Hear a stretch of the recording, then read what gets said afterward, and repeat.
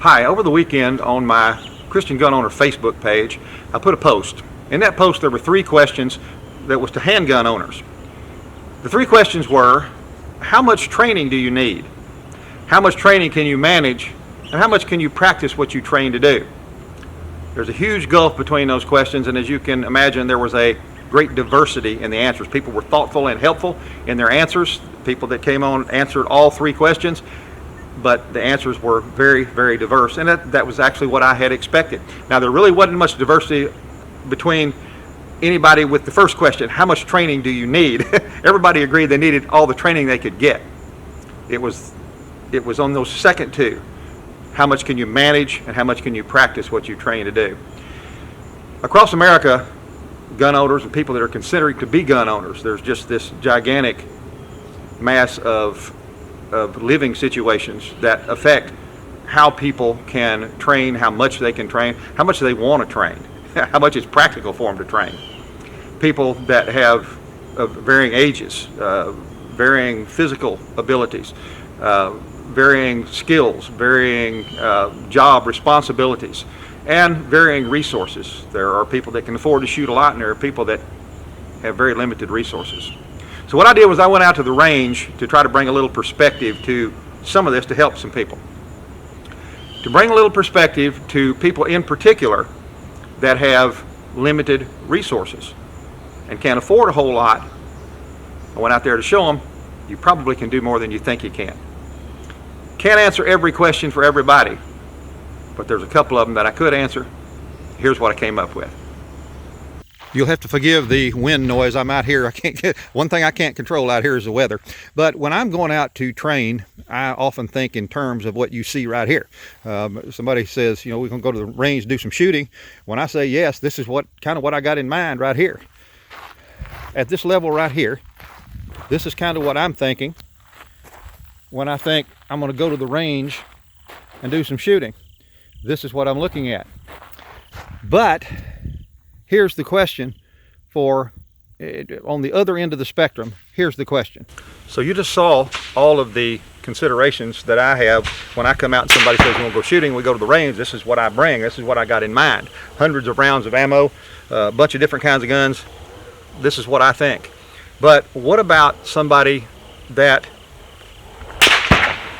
can only afford this to go to the range, say, once a month? What about somebody who doesn't have all these guns, who has had to save for several months to buy something like this Smith & Wesson Shield, to buy the only gun that they've got? So they've got one gun and one box of ammo to go to the range with.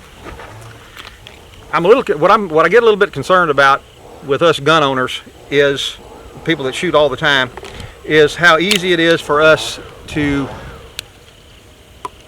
insist that people get a gun, exercise their responsibility as Americans to carry a gun and to protect themselves and people around them.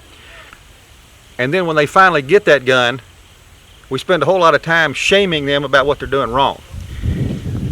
Because the reality is there's a wide range of people. The wide range of answers that I got from my question on Facebook just reflected the wide range of people out there that have guns and the wide range of life situations that either allow them to or keep them from going out and shooting.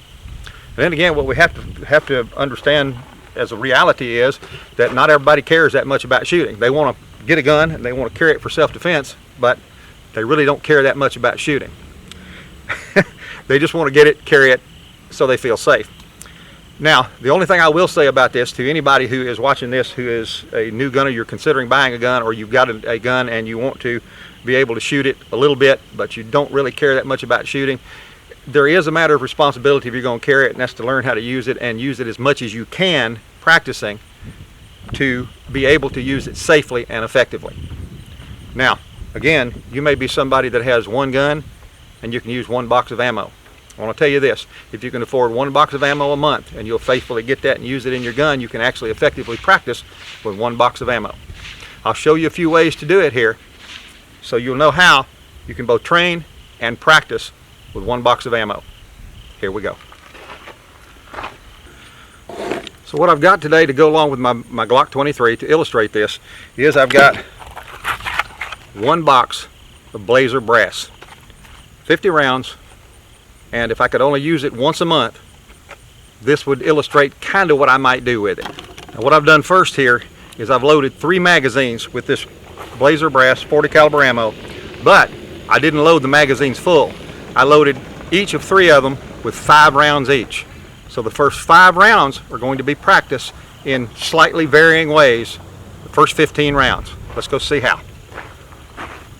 The first 3 rounds, or the first 5 rounds, excuse me, the first 5 rounds will be at a target at very close range, firing slowly.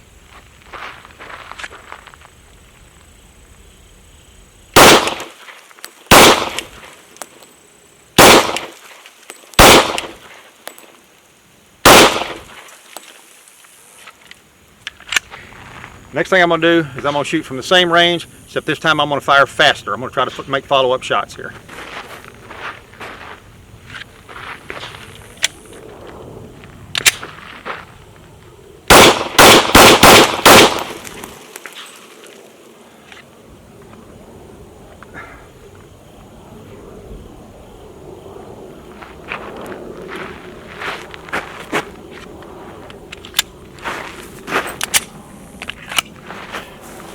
Next, what I'm going to do is I'm going to step up over here and I'm going to shoot the steel from a little further out, slow firing.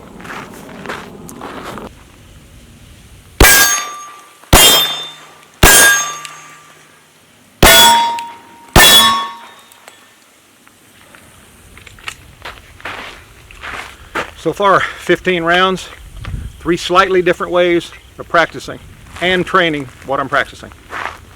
This time I'll use this table to simulate firing from cover. I'll be slow firing at the first silhouette over here first, and then the second silhouette, and then I'm going to shoot all the way down at the steel down there to see if I can hit the steel plates at the end of the berm.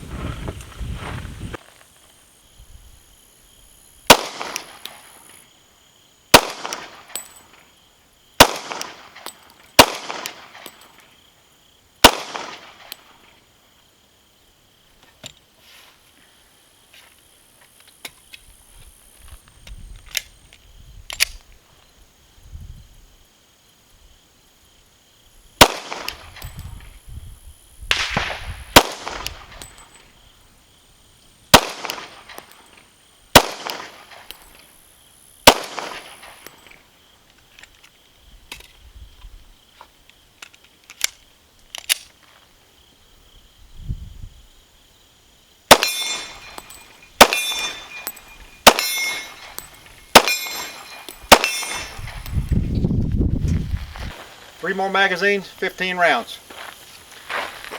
For this last set, I'm going to be using both magazines. I'm going to shoot one magazine at those steel silhouettes, the yellow ones, and the other 5 rounds at these steel targets right here behind me.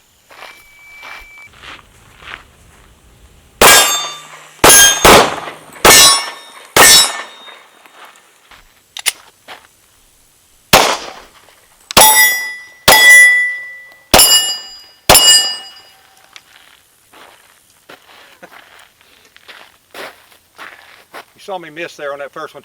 With this red dot sight, I can miss anything, but I'm getting a lot better with it. All those different ways were with one box of ammunition. One box of ammunition, and I think I practiced, I think 6 different ways, 6 or 7 different ways here. One box, 50 rounds. Talk more right over here.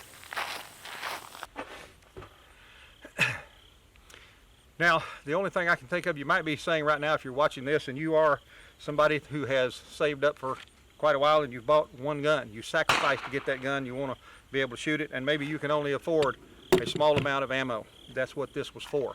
And looking at what I've been shooting out here, you may look out there and say, well, Mark, I haven't got all those targets, but the reason these targets are up out here, notwithstanding the steel is kind of expensive, but it lasts forever. Outside of that, if you don't have the money for the steel, everything out here can be made for a few dollars. And I'm talking about, I'm not a carpenter. I put the wood stuff together with just sawhorse brackets and just straight pieces of wood cut across each other with plywood laid on top of it and paper. You can make targets for almost nothing. you can cut out cardboard targets. You can buy cardboard targets. They're inexpensive, that are rated for the various gun organizations, or you can cut your own, just like I do with mine, because I'm too cheap to buy the ones online. Cardboard, a few pieces of PVC, and some little furring strips can make you some silhouette stands that you can just train all day long on. So everything out here is made to show you that there are ways to train. Even if you only have one gun, you can buy 1 box of ammo a month. What we just saw here with all these different kinds of targets, all of them that are inexpensive as far as making them. I practiced some 7 different ways with just 1 box of ammo. You can do it. It can be effective, and it can keep your shooting skills sharp enough to where you can carry your gun competently and confidently and use it if you have to, should the unthinkable happen, and do it safely. I'm Mark Rogers. I hope this helped you some. I'll see you very soon.